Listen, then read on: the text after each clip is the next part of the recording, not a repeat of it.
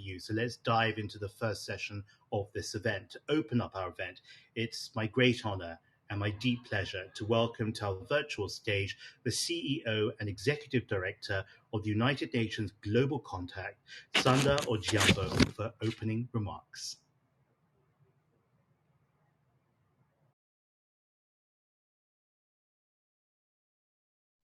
Excellencies, ladies and gentlemen, business leaders and friends, it is a pleasure to welcome you today to Target Gender Equality Live, taking place during the 66th Commission of the Status of Women. On behalf of the UN Global Compact, I want to thank all our partners, speakers, and participants for joining us at this event to discuss the private sector's role in advancing gender equality.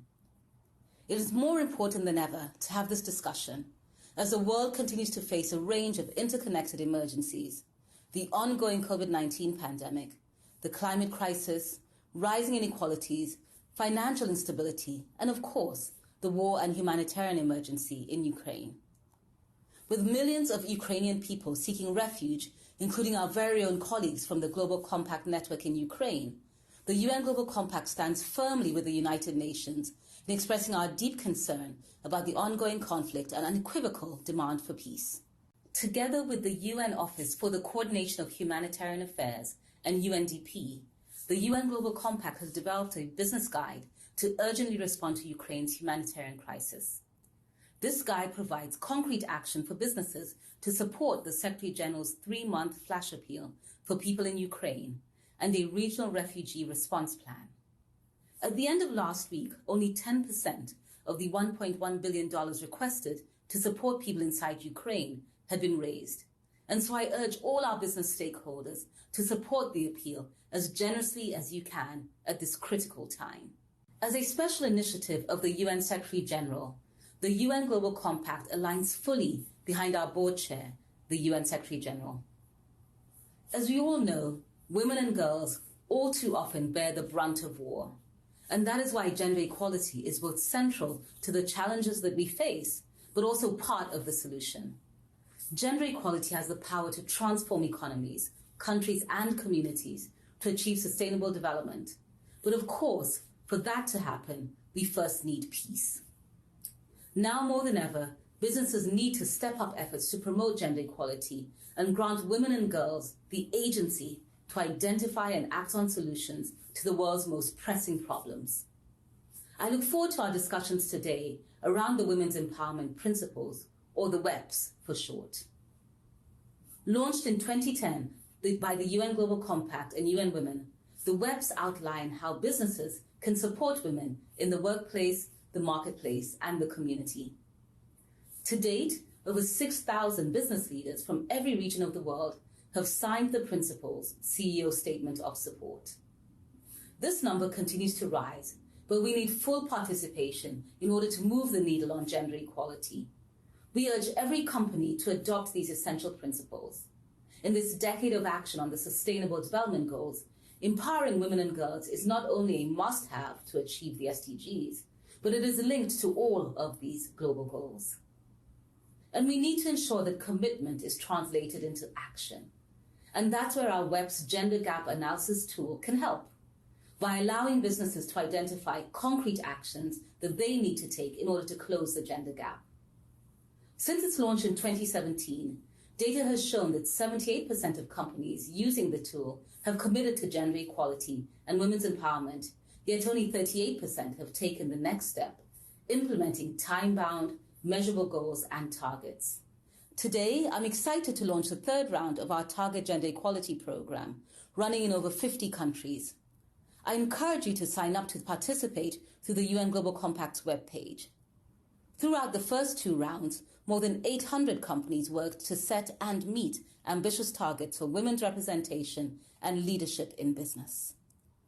It is encouraging that over 90% of participating companies have set or are drafting a target for women's leadership. Many of them come from traditionally male-dominated industries, large and small companies alike. The inclusion of women in decision-making roles across the private sector helps drive responsible and inclusive business practices that are essential to advancing the SDGs and rebuilding a global economy that has been ravaged by the COVID-19 pandemic. And that is why gender equality is one of the pillars of the UN Global Compact's 3-year strategic plan. As such, it is not just central to all of our decision-making, but it is an area where we can lead and shape the private sector's response to gender inequities, wherever they exist.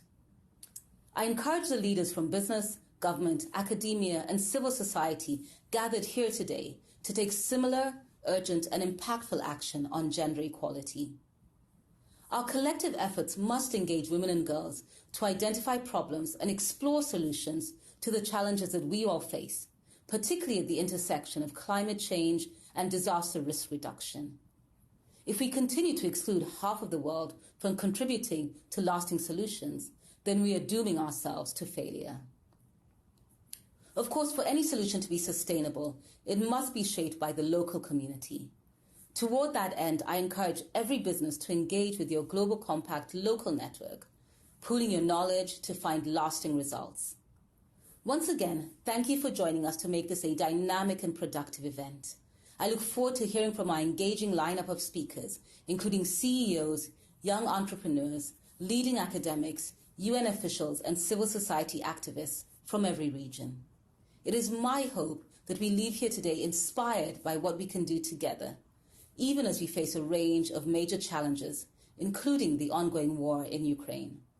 And on behalf of the UN Global Compact, I hope to count on you for your continued support, and I look forward to working with you, united in the business of a better world.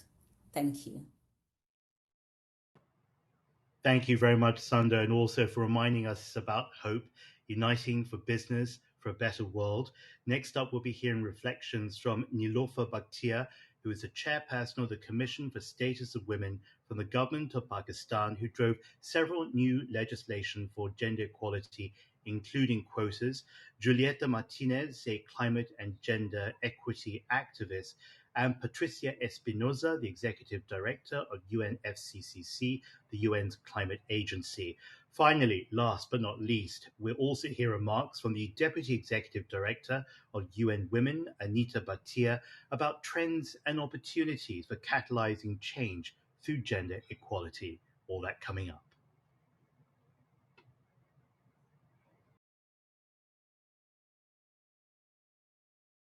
Assalamu alaikum and a very good morning from the brave, resilient and confident women of Pakistan. In the creation of Pakistan, our women played a major role. In 1947, we got our independence, and exactly 7 years later, our first female governor of a province was placed, Begum Rana Liaquat Ali Khan. Then we saw Muhtarama Fatima Jinnah contesting a presidential election in the country in 1966. In 1988, we saw the first female youngest Muslim Prime Minister, Benazir Bhutto, in Pakistan. Our seats were reserved at 17% in 2002 and 33% for the grassroots level at the same time. Today we have very dynamic cabinet ministers serving in various ministries all over the country. We have successful female CEOs. We've had a female governor of the State Bank. We have footballers, cricketers, swimmers, climbers, a 3-star general in the Pakistan Army recently appointed, a judge in the Supreme Court of Pakistan, Aisha Malik Sahiba, was appointed recently. And then the focus of our Prime Minister, Imran Khan, is on the economic empowerment of women. His dream program of 144 billion is focusing at 98% only on the women in our country. Please come to Pakistan and see what we are doing out here. I extend a hand of friendship to the women of the world. Hello, I'd like to begin by saying thank you for this space. My name is Julieta Martinez. I am a Chilean activist for climate justice and gender equality, and I am the founder of the global action platform Tremendas, a platform that brings together thousands of girls around the world to carry out projects of social impact and to show them that they are not spectators of change, but protagonists of it. Now, I would like to ask you all a question. Have you ever wondered why Generation Z is constantly talking about intersectionality? Why is there a need to generate meeting points, connections between issues that affect our society? For years, we have been trying to solve problems from isolated agendas, from boards of 10 people, 5 people deciding our future and present. It is time to change our way of creating solutions. It is time to connect gender inequalities with the climate crisis. It is time to say loud and clear that the climate crisis has a woman's face. 70% of the world's poorest people are women. 80% of climate refugees are women and girls who are marginalized, who do not have access to the internet. And this, in the context of a pandemic, means no access to education. An educated girl not only improves her quality of life, but allows her to change the world and change it for the better. The Drawdown Project estimates that if we gave all the girls in the world access to education and family planning, we could reduce up to 105 gigatons, yes, 105, by the year 2050. The Brook Institution posits that for every extra year of schooling for girls, countries' climate resilience to natural disasters improved by up to 3.2 points on the Endgame scale. The science is more than clear. For sustainable development, we need educated girls and women to be present in processes in decision-making around climate action. Those who are the most affected should have more space and voice at the decision-making tables, especially in the private sector. Women to provide a gender perspective to plans for resilience, circular economy, adaptation, and mitigation, sexual and reproductive rights. We need a gender perspective to reach the sustainable future that we all talk so much about. Thank you so much. Thank you for the opportunity to say a few words to you today. This is an important gathering of leaders, not just from business, but also from government, civil society, philanthropy, academia, and the United Nations. You are meeting to discuss how the private sector can accelerate gender equality, disrupt bias, and unlock leadership, entrepreneurship, and innovation to tackle the world's greatest challenges. It is a critical agenda, and it is a timely event. Climate change is the most significant, alarming, and rapidly escalating crisis facing humanity. The science is clear. We are pushing our planetary boundaries at our peril, and some of those boundaries are, in no uncertain terms, at a breaking point. To say humanity stands at a crossroads is a broad understatement. Our action or inaction over the next few years will largely determine the world that our children and their children will get to live in a few decades from now. This is why this must be a decade of action. And it is not for governments to act alone. It's time for every person, government and business throughout the world to make decisions that reflect and respect those boundaries that constitute the physical limits of our planet. So, what do we need to bend the curve and get us on the right trajectory? We need to rapidly raise climate ambition in order to lower emissions and build resilience, with strong support from finance and technology. We know what needs to be done, and we know how to do it. It's crucial that all sectors and all jurisdictions urgently, if they have not done so already, begin applying a climate lens with respect to their planning, policy, investment, and regulatory processes. Business and civil society must do the same with respect to daily decisions. We need climate leadership across all levels of society, and we need different, innovative approaches to old and new problems. The climate emergency will impact 100% of the people on this planet. Presently, we are nowhere near to gender parity when it comes to decision making, almost wherever you look. Solutions to climate change cannot continue to be dictated by far less than 50% of the population. It's time to change this. We need more women involved at every level of society, and particularly in leadership roles. This fundamental change to the status quo is one powerful way to create an alternative approach for addressing the central challenges that we face today. The UNFCCC Gender Action Plan calls for women's full, equal, and meaningful participation in the UN climate process, and to ensure a prominent role for women in decision-making and in climate action.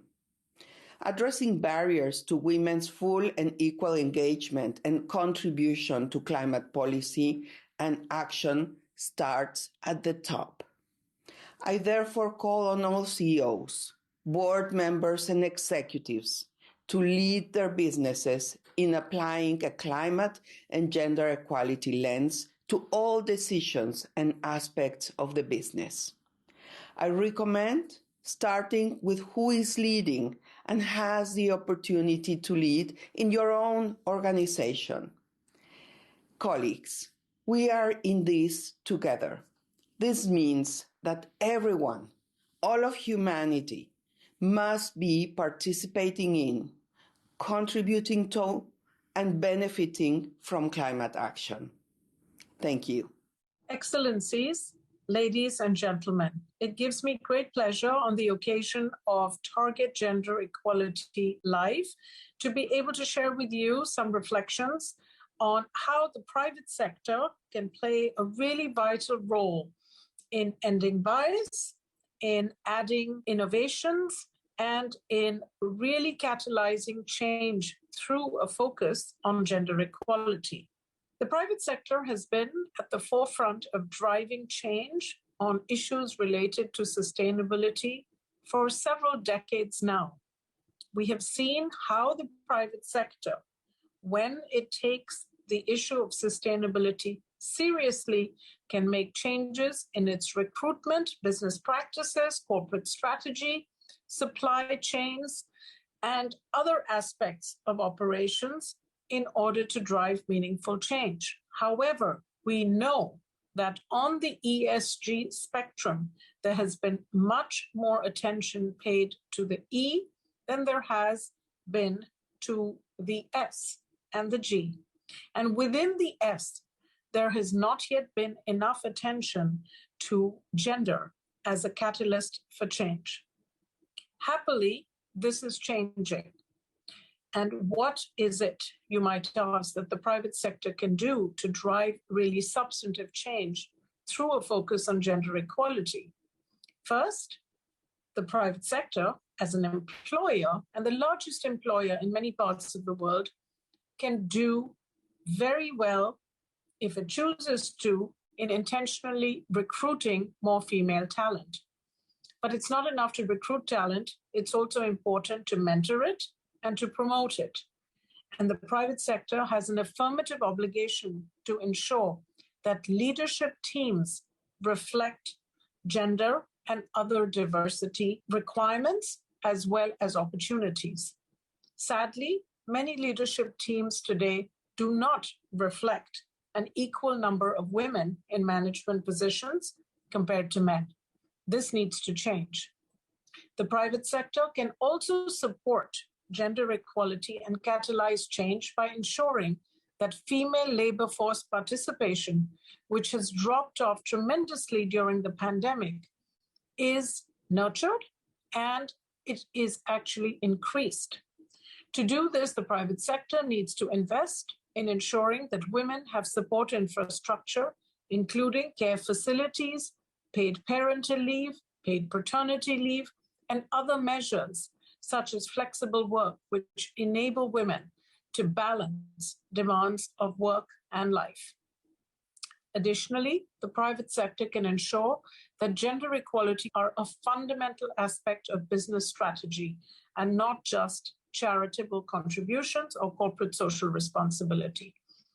Women can be suppliers, consumers, as well as a segment of society that is specifically focused on by the private sector in its purchasing decisions, in its procurement decisions, as well as other decisions having to do with giving women more access to resources and business opportunities. Finally, it is worth noting and reflecting on the fact that before the pandemic, estimates were that it would take 99 years to achieve gender equality.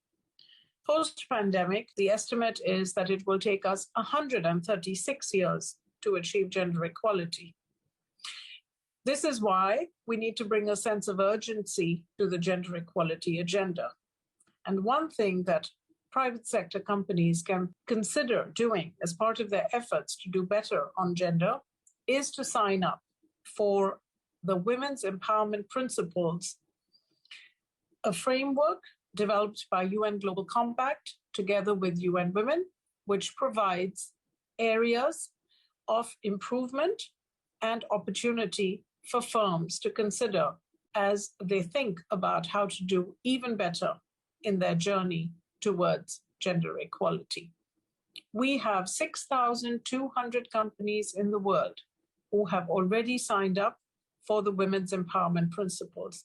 And if you have not done so yet, we encourage you to take a look at the Women's Empowerment Principles and consider becoming a signatory to this initiative, which will give you access to learning, benchmarking, and information to help improve all aspects of gender equality in your operations. Thank you very much.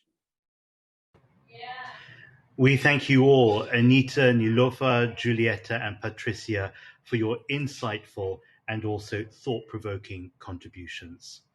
We now have an important keynote message from the Executive Director of DTEC, Dimitro Sakharuk.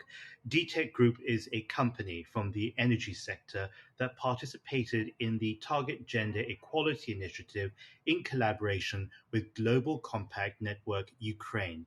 Mr. Sakharuk has a powerful message for us, so please welcome Dimitro Sakharuk.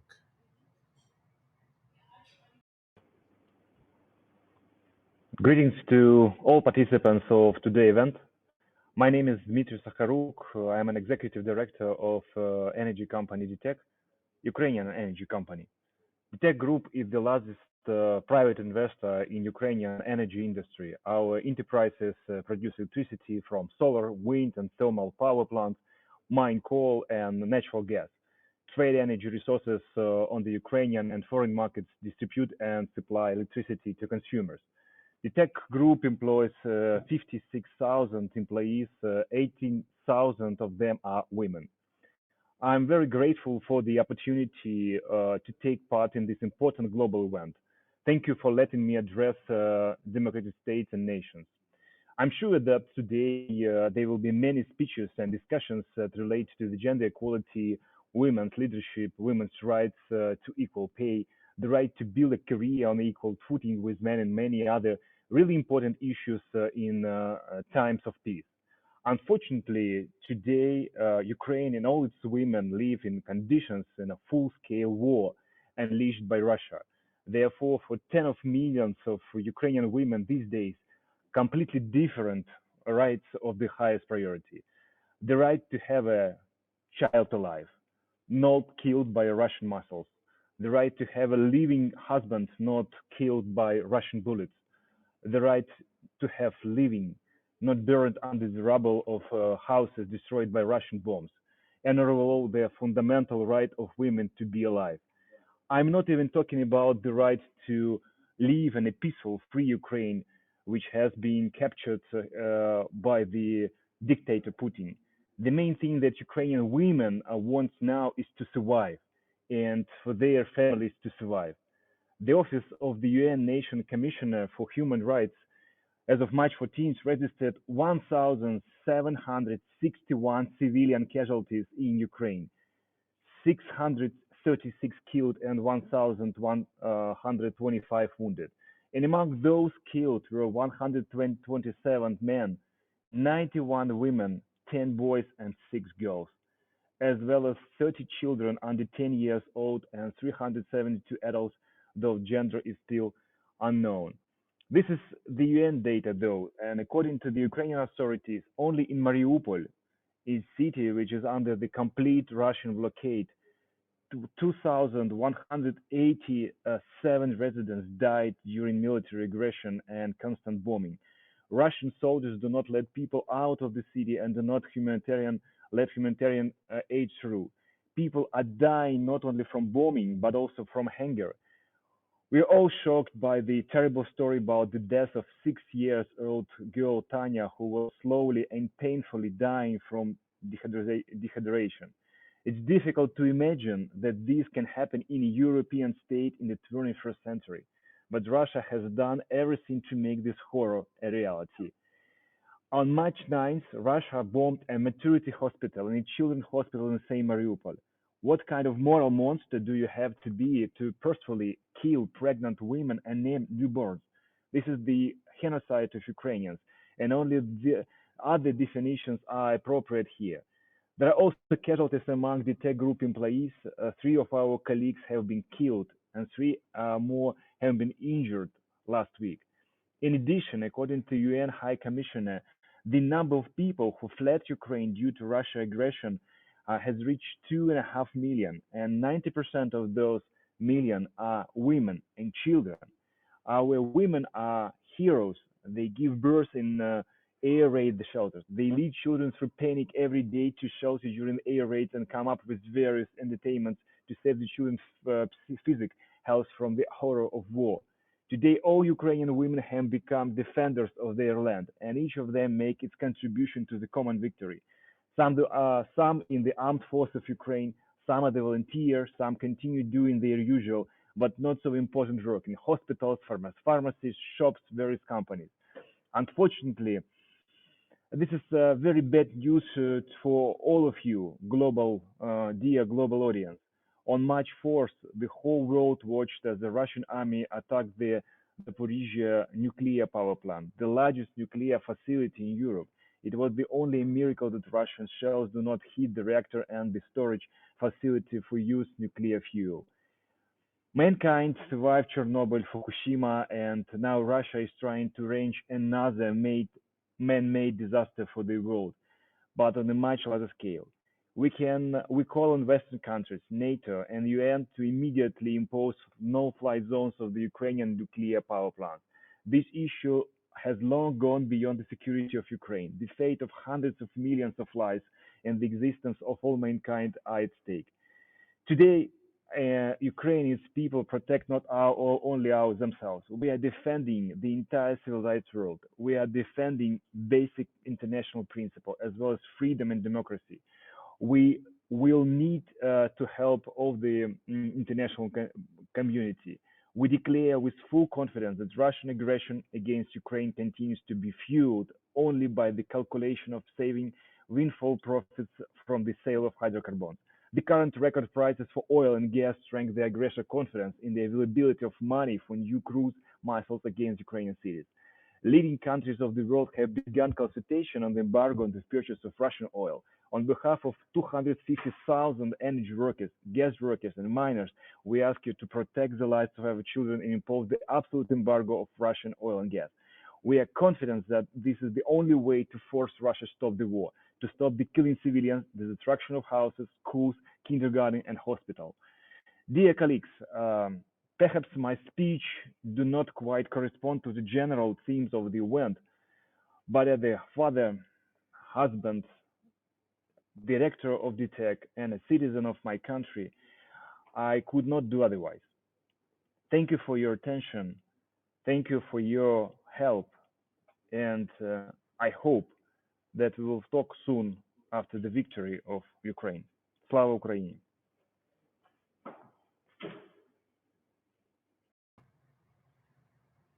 Thank you very much, Dimitri, for sharing everything that you did. And of course, our condolences to the people that you've lost very close to you. There are, of course, many ways, as we said at the beginning of this event, that the private sector can help in the Ukraine crisis. OCHA, the UN Global Compact, and the Connecting Business Initiative have put together a guide that details the different ways that businesses like yours can offer their support. And you can find this guide linked in the chat now. One of the best ways that businesses can help right now is by aligning support activities with the Ukraine Flash Appeal and the Regional Refugee Response Plan by supporting organizations and projects included in these documents and engaging in joint advocacy. The Ukraine Flash Appeal complements national efforts and aims to address the most pressing needs of the affected population, helping them get back on their feet.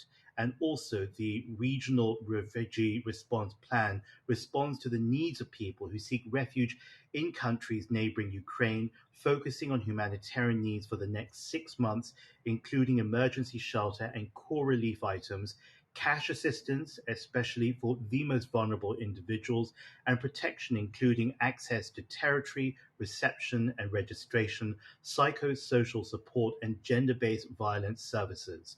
To find out more information, please access the Ukraine Business Guide, which is linked in your chat. And we thank again Dimitri Sakharuk for your powerful and personal message.